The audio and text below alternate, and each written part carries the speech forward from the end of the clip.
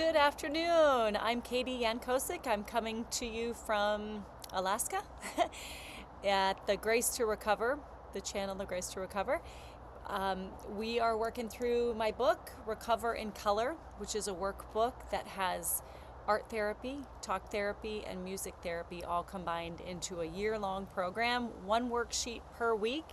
Those of you that are working through it with me, I'm so happy. I'm so thankful. And I wanted to say howdy to the folks at Teen Challenge in Houston who are working through the book. So terrific to be doing this with you. Today we're going to do lesson 13, Stand Tall in Humility. And this will be the drawing. The reason I thought I'll go outside and be among the trees is because we're going to be coloring in the trees today. I will show you mine. Which is fun that we're working on humility because my friend was working on this with me and he spilled his coffee. I don't know if I guess you can kind of see it there. This is all coffee stain on the top, but there's my coloring. So we're going to talk about humility. We often hear about kindness and generosity and diligence and patience, but we rarely talk about humility. We confuse humility with low self-esteem, which humility is not. Rather, humility is honesty about yourself, about the self. Humility is honesty about our humanness. Being honest about our humanness allows room for celebrating our strengths, our talents, and our successes, while also recognizing our limitations, our imperfections, and the mistakes we've made in our life. We can have high self-esteem and be humble. Having both high self-esteem and humility actually improves our emotional health. We can be confident in who we are and what we are and freely admit what we are not and who we are not. If we ignore our shortcomings long enough, we become blind to our shortcomings and we can become puffed up with pride. Pride can create a false image of a perfect self, as if, oh, I got no problems. We will then be at risk to begin a charade of being a superhuman, and we wrongly think that we could or should be all things, do all things, know all things, and accomplish all things. So it's very important that we think about humility and humble ourselves.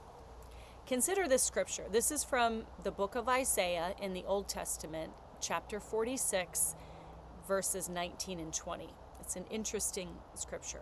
It says, I will plant, this is God talking, which I love these scriptures when he's talking. I will plant in the wilderness the cedar and the acacia tree, the myrtle tree and the oil tree. I will set in the desert the cypress tree and the pine and the box tree together, that they may see and know and consider and understand together that the hand of the Lord has done this, and the Holy One of Israel has created it. It's pretty neat. So the Lord is basically saying what he's going to do and where he's going to plant it and what all he's going to make. Now, imagine you as an oak tree. I'm in Alaska. We don't have oak trees up here. But I used to live in Pennsylvania where we had lots of oak trees. So imagine you are the oak tree. Now be confident in your oakiness, but also accept that you're not any other type of tree. For example, you're not a sugar maple. So as an oak tree, you produce acorns, not sap. Your leaves turn yellow while a maple's tree turns brilliant orange and red. Both trees are created with distinct designs, distinct appearances, and purposes, and yet both have a tree nature. Should the oak tree have a low esteem for not being as brilliantly colored as the maple tree? Should the maple tree pridefully boast about its sap because it becomes syrup? Well, it seems absurd to imagine that trees would be behaving that way. A single tree, and there are over 60,000 species of trees, cannot possibly possess all the positive attributes of every other tree. By being one type of tree, it therefore cannot be the other types of trees. We can easily understand the distinction and the limitations of each tree because all trees are created with specificity. And because they are created, they need not boast in their features since they did not determine them. Now, let's apply this metaphor to our lives. Find out who God made you to be. I hope you can catch this metaphor. Find out who God made you to be. What distinctions do you have? Celebrate them. Those distinctions of you are your gifts. Participate in the expansion and the expression of your giftings. If you're the oak tree, would you want the oak tree to be so happy and just be oaky and be more of an oak tree? Be the best oak tree. If you're the maple tree, be the best maple tree. And participate in the expansion and enrichment of the gifts that you have. Stand confidently tall in your humanness because of the honor it is to be created by God and given a life, a design, and a purpose. Now, take an inventory of your limitations. By being and doing some things, you cannot do or be all the other things. Accept the reality that you were created. You are not the creator. Distinctions and limitations are integral to our human nature. You are a unique creation in God's garden. Grow and stand tall in humility. Be who you were made to be. You are a masterpiece creation. Look around, so is everyone else. So hopefully you can enjoy the trees. Let's go down to personalize this lesson at the bottom of the page. Think. This is think, feel, do, and memorize. So think. I am a created being. I recognize my strengths and limitations. I thank God, the Creator, for my life, for my uniqueness, for my humanness, and for my distinct purpose. Feel. I feel dignified. I feel distinct, and I feel yet related to others. I feel confidently humble. I really want you to get this week. Think about that. I feel confidently humble. Do. Stop the exhausting charade of prideful perfection and be honest about your humanness. Be honest. Be honest with yourself. Humility equals honesty. You might want to write that on your paper. And memorize. So this week is stand tall in humility. And our memory verse is humble yourselves in the sight of the Lord, and he will lift you up. That's from the book of James, chapter 4, verse 10. Humble yourselves in the sight of the Lord, and he will lift you up. When you know who you are and who you aren't and what you were made for, you will be exalted and the Lord will lift you up. Okay, so let's go over to page 41 where we're going to do our 4 questions and the song. The song this week is called Fix My Eyes, and that's by King and Country. And I've got to see them in concert twice. They're fantastic. Such good musicians. Okay, question number 1. Name a person in your life who is authentic and represents the principle of humility equaling honesty. For my answer, I put my son Josh, who is the reason that I moved to Alaska, actually.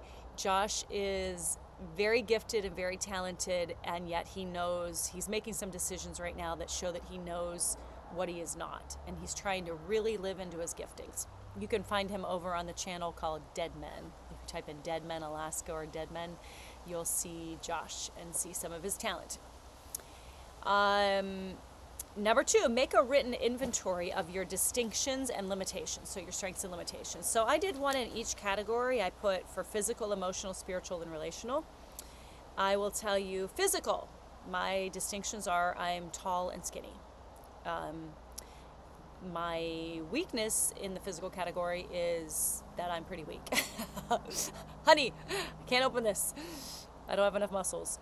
Open this. Physically, there's a lot of things I can't do. I have an injury, and also being skinny, I don't have a lot of muscle. So that's a weakness. Emotional. My strengths are that I'm a pretty balanced person. I'm pretty fun-loving, pretty easygoing. On the weakness side of emotionality, I'm an HSP. I'm a highly sensitive person. I can be too sensitive. I can be too anxious and nervous about things, especially in relationships. Spiritual, my strength, I can be very spiritual. I can go deep very quickly. On the downside of my limitations, I can be very guilt-driven. I can think that I did something wrong, and I can ruminate pretty quickly in that. Relational strengths. I'm very giving, very generous and loving in relationships. On the downside, I can be very worried that you don't like me, which is ironic on a platform. I'm telling you, like, comment, and subscribe.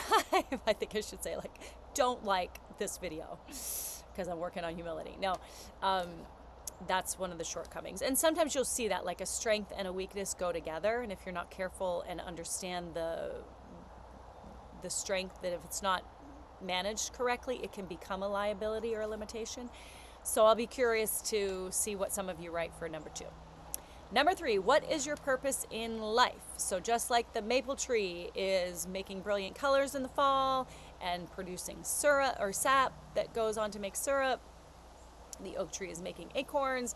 Each little tree in God's kingdom has a purpose, and each human created from God has a purpose. I put my purpose, I believe, is to think and write and teach.